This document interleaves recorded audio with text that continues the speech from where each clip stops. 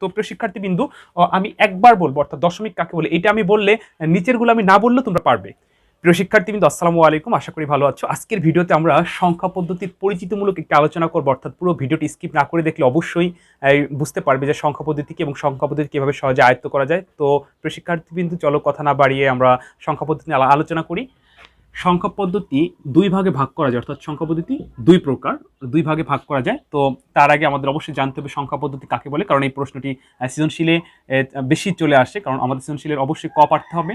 তো আমি সংখ্যা পদ্ধতি কাকে বলে এই প্রশ্নটি আমি তোমাদের জাস্ট 20 সেকেন্ড সময় নেব। 20 সেকেন্ডের ভিতরে তোমরা পারবে এবং আমার বিশ্বাস যে তোমরা সারা জীবন পারবে, অর্থাৎ কোনোদিনও ভুলবে না। তো আমি সংখ্যা পদ্ধতি কাকে বলে আমি প্র্যাকটিক্যালি বুঝাই দিচ্ছি 20 সেকেন্ডের ভিতরে। দেখো, আমি বোর্ডে কিছু চিহ্ন লিখি, যেমন আমি লিখছি কত 5, এটি হচ্ছে বাংলায় শতকিয়া। আচ্ছা, আমি বোর্ডে লিখছি কত 5, এটা ইংরেজিতে শতকিয়া, অর্থাৎ এটাও 5 এটাও 5। আমি আরেকটি চিহ্ন ব্যবহার করি রোমান সংখ্যা, এটিও কিন্তু 5, এটিও 5, এটিও 5, এটিও 5। আমরা কিন্তু বোর্ডে দেখতে পাচ্ছি যে এটি অঙ্গভঙ্গ, অর্থাৎ চিহ্ন এক না, এটাই সংখ্যা পদ্ধতি। তাহলে সংখ্যা পদ্ধতি কাকে বলে? কোনো সাংকেতিক চিহ্ন ব্যবহার করে কোনো কিছু গণনা করার পদ্ধতিকে, অর্থাৎ কোনো সাংকেতিক চিহ্ন, এই যে আমি যেটা লিখছি এটা হলো সংকেত বা চিহ্ন। এরকম 5 বাংলায়, এটা 5 ইংরেজিতে শতকিয়া, এটা রোমান সংখ্যা, অর্থাৎ এগুলো চিহ্ন ব্যবহার করে কোনো কিছু গণনা করার পদ্ধতিকে সংখ্যা পদ্ধতি বলে। তো সংখ্যা পদ্ধতি কাকে বলে আরেকবার বলছি, তুমি সাজিয়ে সুন্দর করে লিখবে উত্তর কোনো সাংকেতিক চিহ্ন, এটা সংকেত এবং চিহ্ন, উত্তর কোনো সাংকেতিক চিহ্ন ব্যবহার করে কোনো কিছু গণনা করার পদ্ধতিকে সংখ্যা পদ্ধতি বলে। তো আশা করি প্রিয় শিক্ষার্থীবৃন্দু, তোমরা সংখ্যা পদ্ধতি কি শিখতে পারছো, যে কোনো সাংকেতিক চিহ্ন ব্যবহার করে কোনো কিছু গণনা করার পদ্ধতিকে সংখ্যা পদ্ধতি বলে। বলছিলাম যে সংখ্যা পদ্ধতি দুই প্রকার, অর্থাৎ দুই ভাগে ভাগ করা যায়। আমি একটু বোর্ডে দেখাচ্ছি। আজকে হচ্ছে তৃতীয় অধ্যায় সংখ্যা পদ্ধতি নিয়ে পরিচিতিমূলক আলোচনা। সংখ্যা পদ্ধতি দুই প্রকার, অর্থাৎ একটা হচ্ছে পজিশনাল, আরেকটা হচ্ছে নন পজিশনাল। তো প্রিয় শিক্ষার্থীবৃন্দ, একটু বোর্ডে লক্ষ্য করো, পজিশনাল, নন পজিশনাল। সংখ্যা পদ্ধতি দুই ভাগে ভাগ করা যায়, পজিশনাল, নন পজিশনাল। পজিশনাল কাকে বলে, নন পজিশনাল কাকে বলে, আমি জাস্ট 1 মিনিটের ভিতরে বোঝাবো যে পজিশনাল কি, নন পজিশনাল কি। আমার বিশ্বাস যে আমি একটা শিখালে আরেকটা তোমরা নিজেরাই পারবে। পজিশনাল সংখ্যা পদ্ধতি কাকে বলে, যদি এই প্রশ্নটি কতে আসে তাহলে উত্তর লিখবা যে সংখ্যা পদ্ধতির স্থানীয় মান আছে তাকে পজিশনাল সংখ্যা পদ্ধতি বলে। আবার বলছি, যদি পরীক্ষা আসে যে পজিশনাল সংখ্যা পদ্ধতি কাকে বলে, যে সংখ্যা পদ্ধতির স্থানীয় মান আছে তাকে পজিশনাল সংখ্যা পদ্ধতি বলে। হয়ে গেল। এবার যদি আমি নন পজিশনাল নাও বলি, তাও তোমরা নিজেরাই উত্তর করতে পারবে। যদি পরীক্ষা আসে নন পজিশনাল সংখ্যা পদ্ধতি কাকে বলে, উত্তর হবে যে সংখ্যা পদ্ধতির স্থানীয় মান নেই। তাহলে আমরা 3টা প্রশ্ন অলরেডি শিখে ফেললাম, কারণ এই প্রশ্নগুলো কর জন্য খুব ইম্পর্টেন্ট। অধ্যায়ের নাম দিয়ে যে প্রশ্নগুলো হয় সেটি বেশি গুরুত্বপূর্ণ, এখান থেকে বেশি আসে। তো আবার বলছি, সংখ্যা পদ্ধতি কাকে বলে, কোনো সাংকেতিক চিহ্ন ব্যবহার করে কোনো কিছু গণনা করার পদ্ধতিকে সংখ্যা পদ্ধতি বলে। পজিশনাল সংখ্যা পদ্ধতিকে যে সংখ্যা পদ্ধতির স্থানীয় মান আছে তাকে পজিশনাল সংখ্যা পদ্ধতি বলে। নন পজিশনাল সংখ্যা পদ্ধতি কি, যে সংখ্যা পদ্ধতির স্থানীয় মান নাই তাকে নন পজিশনাল সংখ্যা পদ্ধতি বলে। এবার আমি একটু প্র্যাকটিক্যালি দেখাচ্ছি যে কোনগুলো পজিশনাল সংখ্যা, কোনগুলো নন পজিশনাল সংখ্যা। যেমন আমি যদি বোর্ডে এটি লিখি, আমরা এটিকে সবাই দেখতে পাচ্ছি যে 3, 5 অর্থাৎ 35। আমরা এটার স্থানীয় মান জানি হচ্ছে 5-এর স্থানীয় মান একক, এগুলো আমরা প্রাইমারি স্কুলে শিখে নিচ্ছি সবাই, তাই না? আচ্ছা, 3-এর স্থানীয় মান হচ্ছে কি দশক, অর্থাৎ পজিশনাল সংখ্যা পদ্ধতি কাকে বলে, যে সংখ্যা পদ্ধতির স্থানীয় মান আছে। তো এখন এই 35 যদি নন পজিশনাল আমরা প্রকাশ করি তাহলে কি হবে? তাহলে দেখো, রোমান সংখ্যা আমি লিখি 10, 10, 10, 5, অর্থাৎ প্রতিটা মান এর স্থানীয় মান নিয়ে আলাদা আলাদাভাবে প্রকাশ করেছে। 10, 10, 20 আর 10, 30 আর 5, 35। ঠিক এটা হচ্ছে নন পজিশনাল, যাদের স্থানীয় মান নেই। কিন্তু যদি এই নন পজিশনাল আকারে পজিশনাল সংখ্যায় আমরা 35 প্রকাশ করতাম, যে এরকম 10, 10, 10, 5, তাহলে এটা কি 35 হতো? আমি যদি যতই বোঝানোর চেষ্টা করি, এটা 10, এটা 10, 20, এটা 10, 30, এটা 10, 5, 35 হবে? হবে না। তার মানে হচ্ছে পজিশনাল সংখ্যা পদ্ধতি যে সংখ্যা পদ্ধতির স্থানীয় মান আছে এবং স্থানীয় মান থাকাতে আমরা বড় বড় সংখ্যা প্রকাশের ক্ষেত্রে পজিশনাল সংখ্যা পদ্ধতি ব্যবহার করব। আর নন পজিশনাল সংখ্যা পদ্ধতি বলতে বোঝায় যে সংখ্যা পদ্ধতির স্থানীয় মান নেই, অর্থাৎ ছোট ছোট সংখ্যা পদ্ধতির ক্ষেত্রে, ছোট ছোট সংখ্যা গণনার ক্ষেত্রে আমরা নন পজিশনাল ব্যবহার করি। যেমন ঘড়ির কাঁটায় দেখবা যে রোমান সংখ্যায় প্রকাশ করে থাকে, অর্থাৎ এটা অনেক বড় বেশি লেখা যাবে না, কারণ এখানে 35, এখানে যদি আমি 350 বা 3500 লিখি তাহলে বোর্ডে ধরবে না, অর্থাৎ অনেক বড় হয়ে যাবে। আবার পজিশনালে ছোটোর ভিতরে লেখা যাবে, কারণ হচ্ছে পজিশনাল সংখ্যা পদ্ধতি বলতে বোঝায় যাদের স্থানীয় মান আছে। তো প্রিয় শিক্ষার্থীবৃন্দ, আমরা সংখ্যা পদ্ধতি আলোচনা করতেছি, অবশ্যই তোমাদের খুবই গুরুত্বপূর্ণ একটি ক্লাস।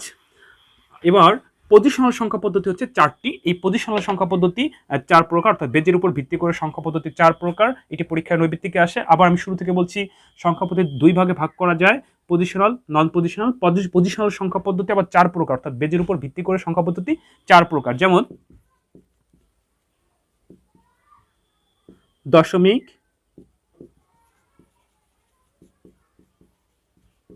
বাইনারি, অক্টাল,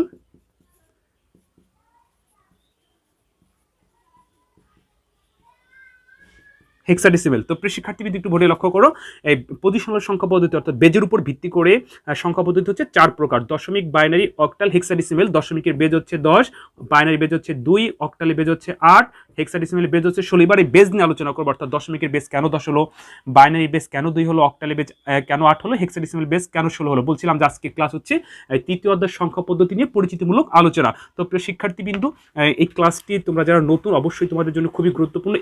এই ক্লাসটি সম্পূর্ণ দেখার পরে তোমাদের কাছে সংখ্যা পদ্ধতি একেবারেই সহজ হয়ে যাবে এবং সংখ্যা পদ্ধতি নিয়ে কোনো জড়তা থাকবে না। সহজে সংখ্যা পদ্ধতি আয়ত্ত করতে পারবে এবং পরীক্ষায় ভালো ফলাফল অর্জন করতে পারবে। তো আমি যে 4টি সংখ্যা বেজের উপর ভিত্তি করে তাদের প্রশ্নগুলো আমরা সহজে শিখবো, যে দশমিক কাকে বলে, বাইনারি কাকে বলে, সবকিছু একটু সহজে তোমাদের বোঝানোর চেষ্টা করছি। একটু বোর্ডে লক্ষ্য করো, দশমিক সংখ্যা পদ্ধতির বেজ হচ্ছে 10, বাইনারি সংখ্যা পদ্ধতির বেজ হচ্ছে 2, অক্টাল সংখ্যা পদ্ধতির বেজ হচ্ছে 8, সংক্ষেপে লিখলাম। হেক্সাডেসিমেল সংখ্যা পদ্ধতির বেজ হচ্ছে 16। তো এবার হচ্ছে আমরা এই বেজ শিখবো। বেজ কেন বলা হলো, দশমিকের বেজ হচ্ছে 10, বাইনারি বেজ হচ্ছে 2, অক্টালের বেজ হচ্ছে 8, হেক্সাডেসিমেলের বেজ 16। এবং এই কেন এগুলো বেজ এবং বেজ কাকে বলে এই প্রশ্নটা আমরা শিখে নিব। তার আগে আমরা শিখবো দশমিক কাকে বলে, বাইনারি কাকে বলে, অক্টাল কাকে বলে, হেক্সাডেসিমেল কাকে বলে। অর্থাৎ টোটাল এই আলোচনার মাধ্যমে আমরা 8টি প্রশ্ন শিখতে পারবো। তো তার আগে দশমিকের বেজ কেন 10 হলো একটু বোর্ডে লক্ষ্য করি। দশমিকে হচ্ছে মৌলিক 10টি চিহ্ন, আমরা জানি 0, 1, 2, 3, 4, 5, 6, 7, 8, 9, অর্থাৎ এই 10টি মৌলিক চিহ্ন দিয়েই দশমিক সংখ্যা প্রকাশ করতে হয়। এই জন্য দশমিকের বেজ হচ্ছে 10। আমরা যদি 0 থেকে 9 পর্যন্ত গুণি একটা একটা করে, তাহলে এখানে হবে 10টি।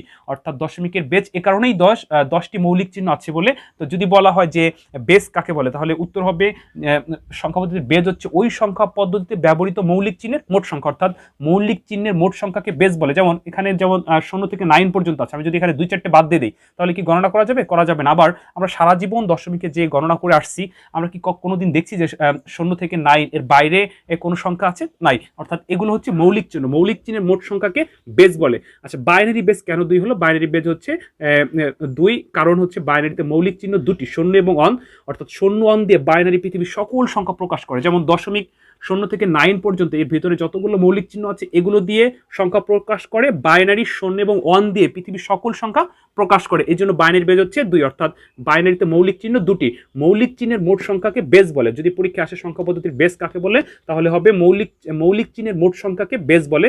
এবার হচ্ছে অক্টালে বেজ কেন 8 হলো? অক্টালে মৌলিক চিহ্ন হচ্ছে 8টি, 0, 1, 2, 3, 4, 5, 6, 7, অর্থাৎ 0 থেকে 7 পর্যন্ত এখানে যদি আমরা একটা একটা করে গুনি, তাহলে দেখবো 8টি আছে। এই জন্যই অক্টালে বেজ হচ্ছে 8, অর্থাৎ সরি, যে 0 থেকে 7 পর্যন্ত 8টি মৌলিক চিহ্ন থাকার কারণে অক্টালে বেজ হচ্ছে 8। এবার আমরা হেক্সাডেসিমেলের সংখ্যাগুলো অর্থাৎ মৌলিক চিহ্নগুলো দেখে নিব।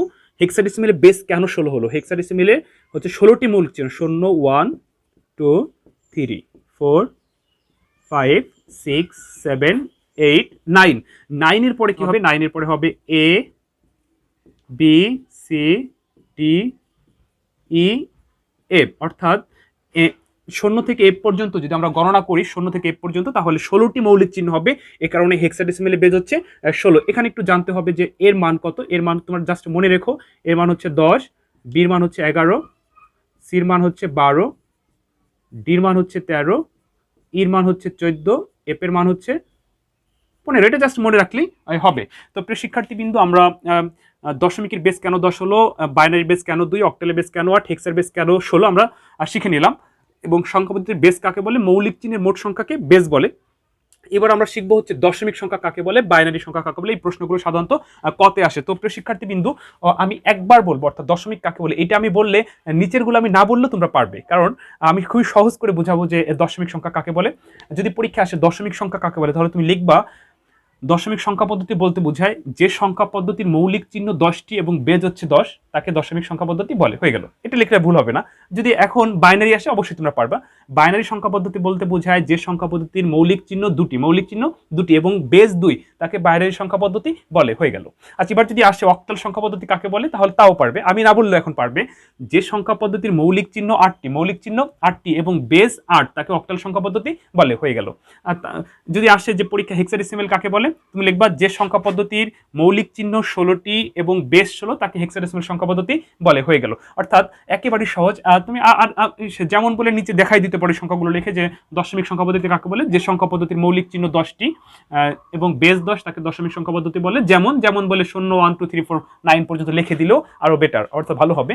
তো আশা করি তোমরা বুঝতে পারতেছো যে আইসিটি বইয়ের তৃতীয় অধ্যায় সংখ্যা পদ্ধতি নিয়ে আমি প্রাথমিক আলোচনা করতেছি। আজকে আমি কোনো কনভার্ট, রূপান্তর, যোগ বিয়োগ কিছু শেখাবো না, শুধু জাস্ট আলোচনাটাই করাচ্ছি।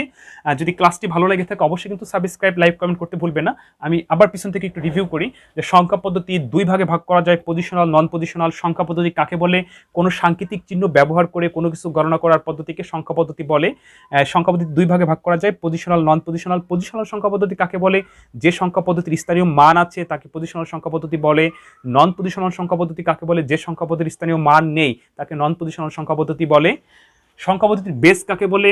সংখ্যা পদ্ধতির বেস হচ্ছে ওই সংখ্যা পদ্ধতির ব্যবহৃত মৌলিক চিহ্নের মোট সংখ্যাকে সংখ্যা পদ্ধতির বেস বলে। অর্থাৎ সংখ্যা পদ্ধতিতে যে সংখ্যা পদ্ধতিতে যতগুলো মৌলিক চিহ্ন ব্যবহৃত হয় তার মোট সংখ্যাকে বেস বলে। দশমিক সংখ্যা পদ্ধতি কাকে বলে?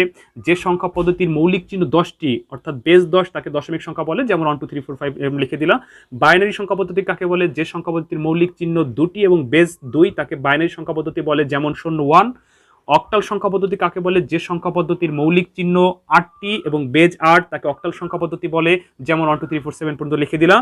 হেক্সাডেসিমাল সংখ্যা পদ্ধতি কাকে বলে? যে সংখ্যা পদ্ধতির মৌলিক চিহ্ন 16টি এবং বেজ 16, তাকে হেক্সাডেসিমাল সংখ্যা পদ্ধতি বলে। যেমন 0 1 2 3 4 5 থেকে এফ পর্যন্ত লিখে দিলাম। তো এটা হচ্ছে সংখ্যা পদ্ধতির পরিচিতিমূলক ক্লাস। এরপর আমরা কনভার্ট শিখে নিব অন্য ভিডিওতে, দশমিক থেকে বাইনারিতে কিভাবে যাব, বাইনারি থেকে অক্টাল, ইত্যাদি ইত্যাদি। আমি খুব সহজে করে আমার এই ইউটিউব চ্যানেলটিতে তোমাদেরকে বোঝানোর চেষ্টা করবো। তো প্রিয় শিক্ষার্থীবৃন্দ, ভালো থেকো। অন্য কোনো ভিডিওতে আবার দেখা হবে। আর অবশ্যই কিন্তু চ্যানেলটি সাবস্ক্রাইব করতে ভুলো না। আসসালামু আলাইকুম, আবার দেখা হবে।